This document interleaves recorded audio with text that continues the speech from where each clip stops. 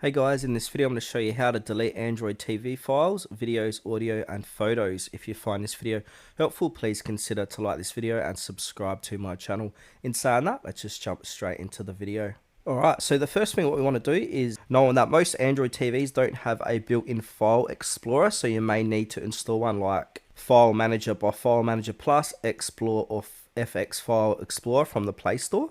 So to do this, open up your Play Store on your Android TV. And then from here, search for File Manager in the search. So File Manager by File Manager Plus is a good one. And then install and open the app. And now once it's open, you want to navigate to internal storage or USB drive if external storage is connected. Then go to folders like DCIM for photos, videos, movies or videos, music or audio downloads. And then simply highlight the file or files you want to delete.